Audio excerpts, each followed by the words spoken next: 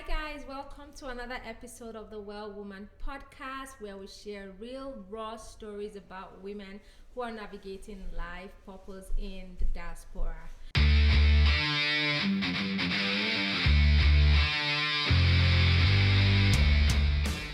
And today, like I promised you in my last episode, I'm going to be bringing guests who are going to share their real stories, where they've been, how they've come to this place, and where they're going. And so today I have with me a very lovely lady. I've known this person for a very long time, but up until this year, we really started talking, and that was because I was also, you know, getting my life in order, and in that aspect, my finances. And so today I have with me Ejademe Ogidon, a licensed financial advisor who is licensed across almost all the Canadian provinces. And her story is so wonderful because she had actually wanted to be a doctor, and then, like me, and then somehow she's now in the world of finance. So today we have AJ here, as I fondly call her. Hi, AJ. Hello, Tammy. Thank you for having me. Thank you. So AJ, who is AJ beyond all this bio of the licensed financial advisor? Tell me. Interesting. So, Eje Damen is a Nigerian who immigrated to Canada about 13 years ago, actually. 13 years, March 31st. And I'm a mother of two boys. They are teenagers. Yeah. So, and beyond that, I started my career in science. I did biochemistry in Nigeria. I did an MBA, and then I came to Canada and decided, let me just continue my career to medicine. And that was how I got started and decided I should go back into school. But we'll get into that in a bit. Beyond that, I really like dancing. So Ejadame is someone who loves to dance. Specifically, we like to make sure that we can move the waist, wind the waist. I don't know, for some reason, it just makes me happy. I love going on long walks. I love exploring and seeing new places and meeting people. And some people will not believe it. I'm actually an introvert. And I'm very passionate about business, entrepreneurship, sales, finance, and all that. Nice. Okay, you got me there, like introvert. Wherever her voice is always loud, so that's very hard to believe. Well, me too. I always say that. Like, I really don't like, I think I'm an introvert, extrovert. I don't know how that blend. When I'm outside, I'll talk, but when I'm in, I just want to be on my own. So I kind of understand that. So AJ, I'm just going to be asking you a few questions, but so you said something about you went into, you came, you did sciences, had your MBA. So what happened, like, when you came to Canada? How did that transition here? Oh, okay.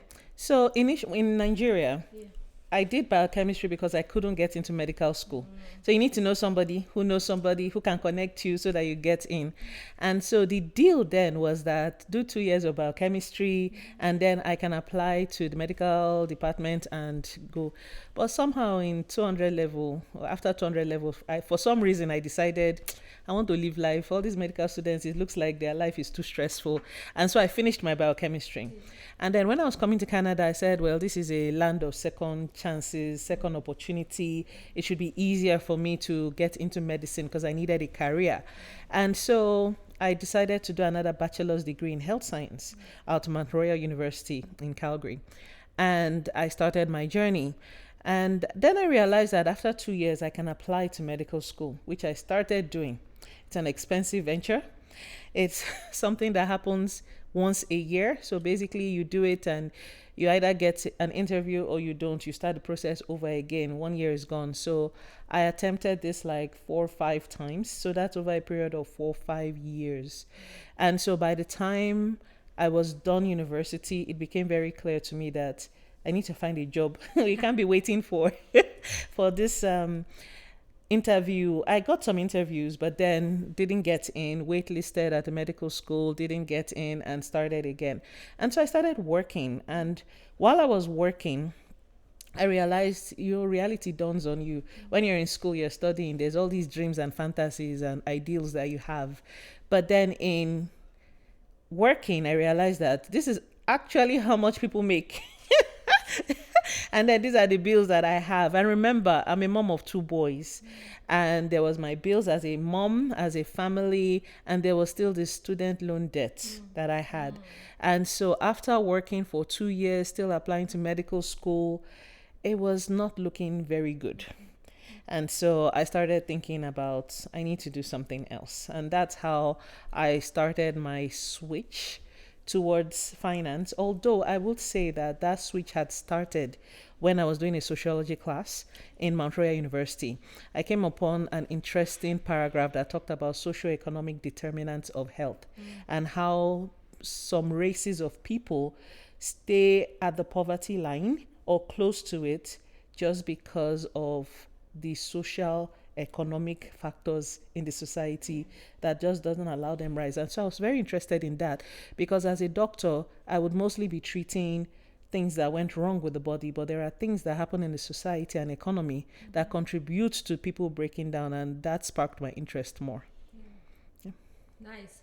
It's interesting that even while I was in school, it was a huge thing about how nurses, how we were to approach care. Don't think about like the ailment alone. What other things might have contributed? So those social determinants of health, very important, and that's what people tend to forget, that we're here saying RTS, wellness, the Well Woman podcast. But you know what? If your environment is not okay, well, you can't be well. If you're very broke, well, that's another story for another day, right? So it's the whole human, like everything. That, so that was very interesting. So why finance, right? Well, finance was a big one. In the examples that were given in the books, it showed that there are people who aren't able to go for care, and you know in the healthcare industry how it's very important to catch things early. And so there are people who are not able to go for care or even use some of the services like go for massage, physiotherapy and all of that just because they don't have knowledge of it or they can't take a day off work. A lot of the examples linked to poor financial literacy, financial education, lack of finances. If you have money, you're not thinking about, I can't go and get myself checked. You don't mind going to get yourself checked because you can afford it or you have the time to. So I saw that finance was a very big part of the socioeconomic determinant of health.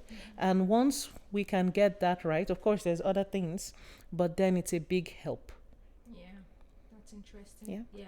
I've always been very interested in money because you see, money answers all things. Yeah. You know what I mean? I'm very interested in that. Okay, so when you moved to Canada and then you started doing all the switch, you moved with your family, right? Yes. Okay. So I want to ask, in terms of your mental, being rejected, being and starting work, how did that take a toll on your mental health? So that's an interesting question. When I came in, first thing I did was get pregnant. So, but as soon as I got in, I was able to take advantage of an immigrant welcoming program with SIWA. Okay. So I already got a spot 2 weeks in as I got into Canada. And so it's a program where they teach you for about 4 months to learn about the Canadian workplace and all that, and then they place you somewhere for 2 months. So the issue was that I started showing by the time it got to the 2 months to be placed. So it was already clear that wherever I was placed, they were not going to keep me because I was going to be on maternity leave, which I wasn't too worried about because I was just getting tired of moving around. So I didn't bother too much about work because of that. But at the same time, we had our stresses in the house. My husband was finding his way with regards to finding work. That's always an issue. And there wasn't enough money. And I can tell you that by the time I was giving birth to my son, I was almost in tears because we were so broke. In fact, that's why we gave him the name that we gave him. What's his name? His name is Ibuko. Ibuko Lua. I was like, what the heck? What were we thinking? Like, how we just get pregnant as soon as you come to a country, you're not even thinking about money or anything. And so we were so broke. 7 months into the pregnancy, we were not able to buy one piece of clothing but But luckily, the church I was going to, I was able to, I just told one lady, and she was like, why didn't you talk before? And all of a sudden, people started donating. I was able to also take advantage of a resource. And then that happened. And then I had my son. And then about 4 months later, I was thinking, I need to find something to do. Maybe I should go back to becoming a doctor. And that's when I started applying to university. And so I wasn't thinking of work because I was nursing my child. By the time I started school, he was 9 months old. And so I started a full-time school with a 9-month-old son and I think 2 or 3 year old other son as well. But after a year in school, I started tutoring in school. So I needed to find something that would allow me to make money without driving around too much, because I didn't have that luxury of time. Some university students, they can just finish school and go somewhere else. I didn't have that luxury. So I found an opportunity to teach in school, and I got paid in school. And that was helpful for me with regards to jobs. During the summer, third year, I found a summer job that I did, which was great. And then immediately after school, I got a job at the place I had done my summer job. So I can't say that I was too stressed with regards to finding a job, because apart from tutoring, I was also tutoring with a tutor doctor, and then eventually I moved to doing private tutoring myself. So that entrepreneurial thing has been there for a while. So I just kept moving. That's what I would say with regards to the mental health thing. I get a lot of support from my husband and from my mother-in-law as well. So that really helped, because I know that for some women, they are battling, taking care of themselves, their kids, navigating the workforce. But because I had support, it helped me to concentrate on things. So support is important, especially when you're like raising your kids. Yes, I always preach that you need a community. I know it's hard sometimes. I hear a lot of women say, women, they like to cha. I don't want to, open myself up. But I find that, yes, that might be a problem for some. But when you do have that community you can count on, it makes life easier. So that's very good. So now that you're a licensed insurance advisor, what do you do exactly? What do you do exactly? Okay, so as an insurance advisor, I help individuals, families, and business owners with insurance solutions. And that's just like the overarching bit of it. Very simply put, I help people protect their income, their lifestyle. I help families build wealth. I help business owners secure their income as well. And anyone who is ready to explore using insurance as a wealth building tool, they're welcome to have a conversation with me. Insurance is different from how it happens back in our home countries. People have experiences from back home and they bring it here. They have different perceptions about insurance. But in my time in the insurance world, it's a very big deal.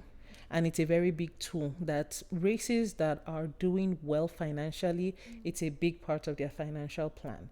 And so my aim and job is to get more people on that track. It doesn't make sense for me to pass through this world and I leave it the way it was. I would very much like to change that narrative that when they're writing another textbook, they should not be mentioning some races as close or around the poverty line just because Ejidame has been in this world and done her job well.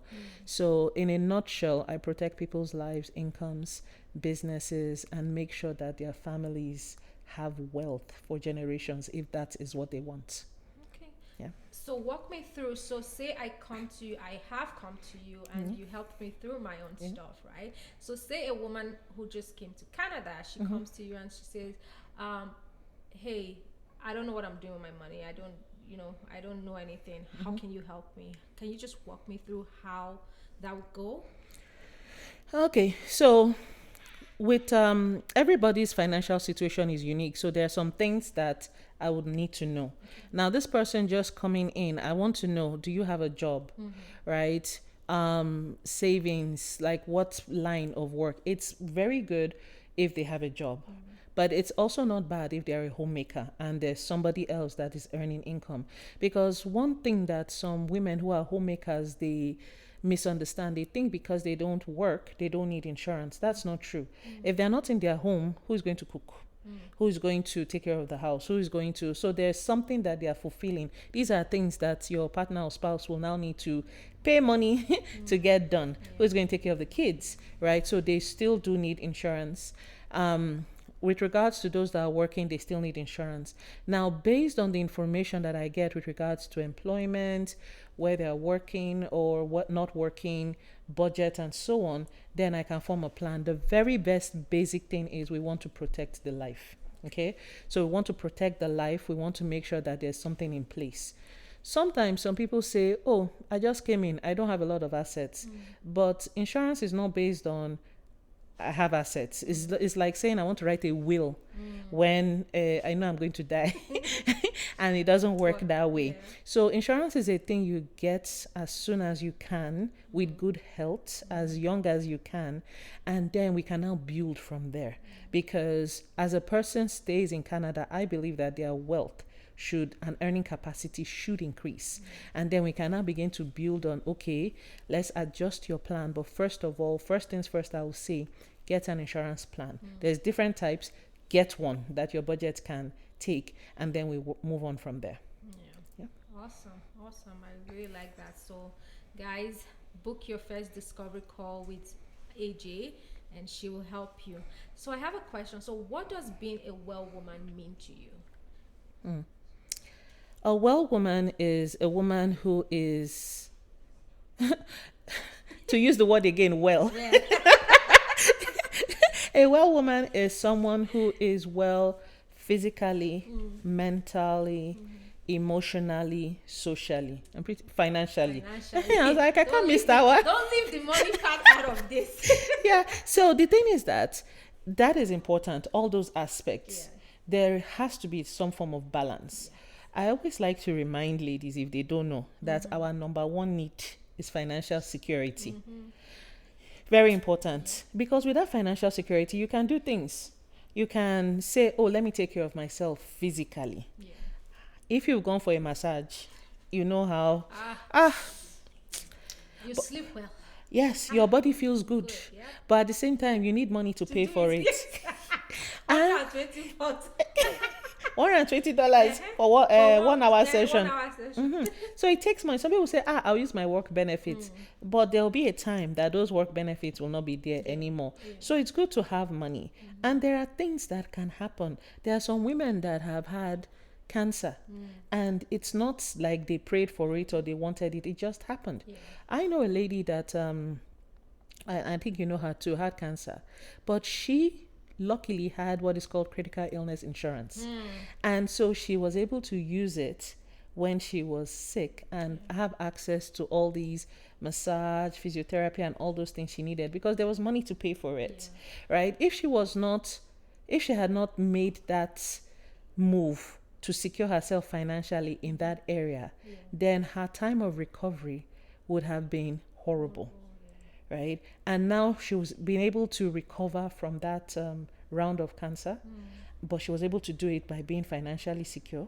She's taking care of her health, right? She had social connections as well to help her, and so on. So it's very important to be able to have these things in your life, because without it, it's like there's a part of you missing. I've met some women who they seem to be doing well financially, they are taking care of their physical health, probably emotionally, but socially, it's like, what's going on?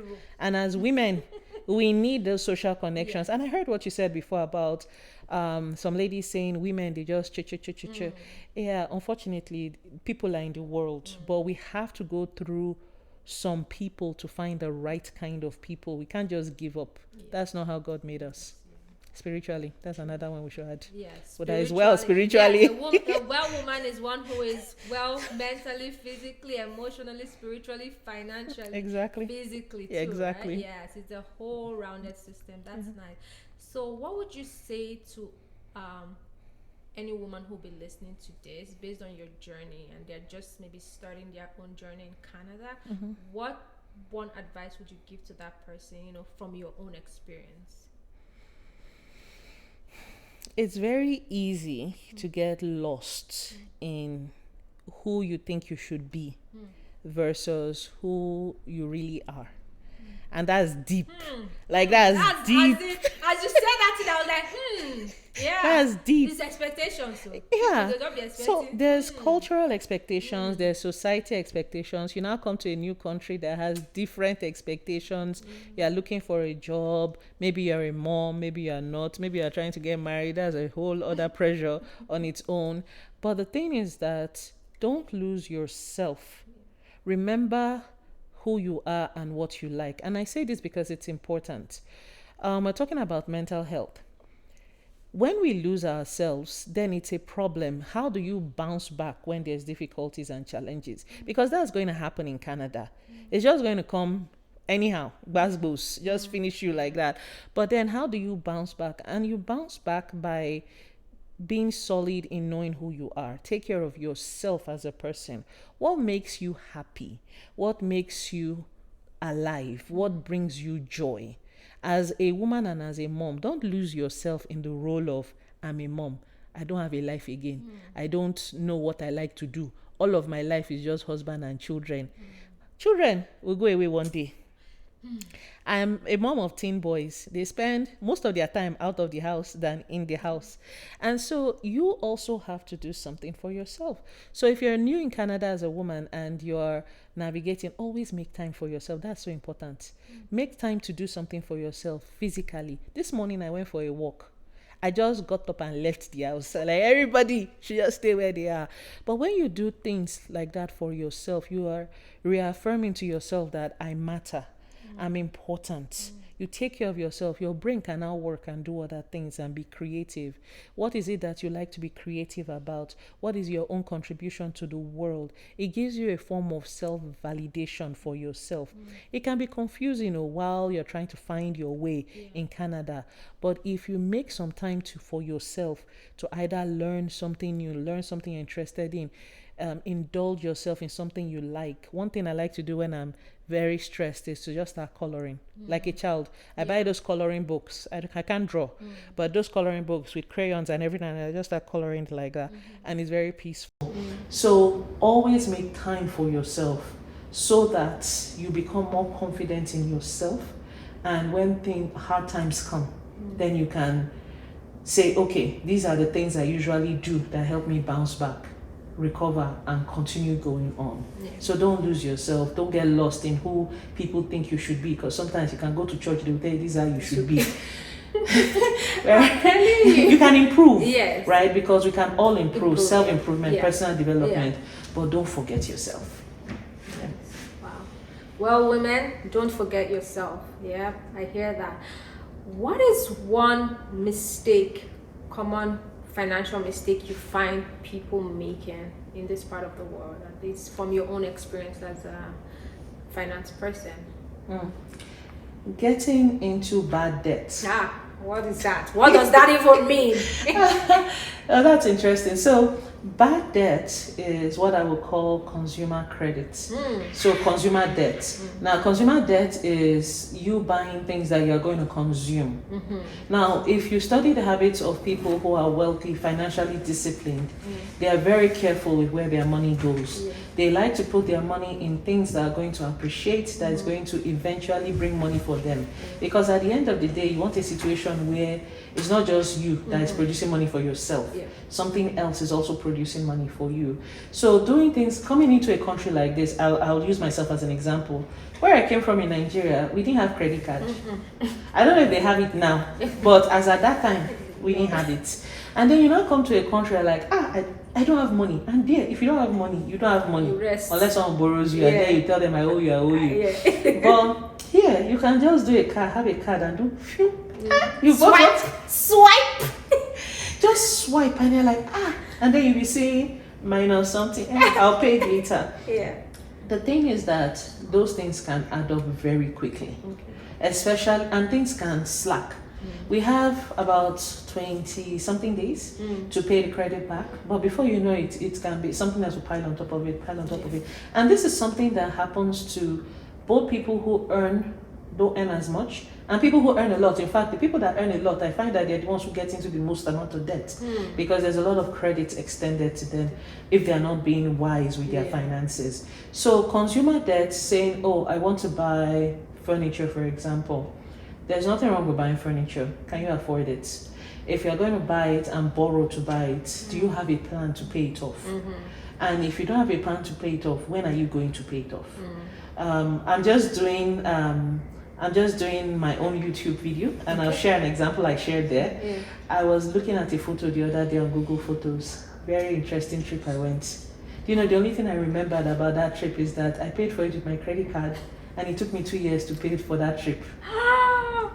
And that is something that can easily happen to people. Somebody will be like, I have to go for this, I'll pay for it later. And where I was working, I know someone who, she would go for this luxurious vacation every year. And then she would come back, she would do it on her credit card. She would come back and then spend 1 year paying it off just in time to go for another luxurious vacation again. So consumer debt can be a cycle, especially when you're using it to buy things that don't bring money for you. What's the point? And if the thing creeps up, after a while, debt increases. There's a law that it's called the rule of 72. I know, I was like, you've told me this before, yes. Yeah, and it creeps up. So regular credit card debt is set to double every 3.5 years. And if some people make the mistake of paying minimum payments or saying I'll pay it later, and it just starts growing and people get choked. And when there's debt, there's no peace, anxiety, stress. Some people will go to the hospital and complain about things. They can't find what's wrong with them. It's debt. It's debt. That is the problem. So that's a big mistake. But that being said, that doesn't mean that debt is bad all around. Notice I said bad debt, right? There's ways to use debt properly to build wealth. Awesome. That is so great. Yeah. Oh my God. This conversation has, every time I talk to you, I feel like I'm learning something new every day. I'm glad. This is so great. So how do we want our audience to contact you? How can we reach you? Can you tell the Well Women community? Well Women community, you can find me on LinkedIn as Ejadamen Ogidon. My name, exactly as it is. Same thing on Instagram, Ejadamen Ogidon. Same thing on Facebook. I do have a card. It's going to be in the description. We're going to leave her contact in the description below. Exactly. So easiest way, fastest way, contact me on LinkedIn, on Instagram, and I'll message you. Awesome. Oh my God. It's been so wonderful just talking to you.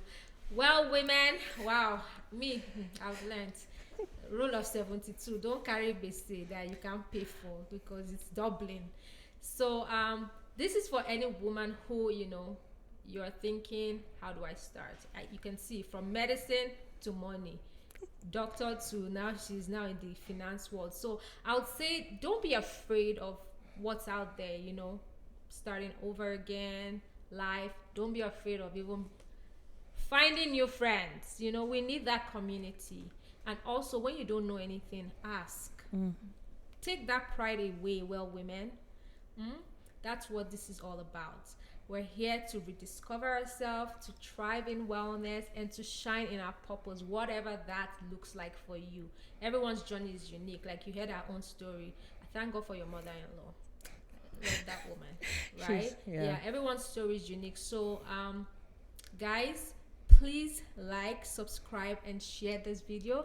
And if anything resonated with you, please, in the link below, you can share your stories, you can ask questions. And yes, they're always the guests that come in. If you have any questions specifically for them, they will answer those questions and they will talk about it on the show.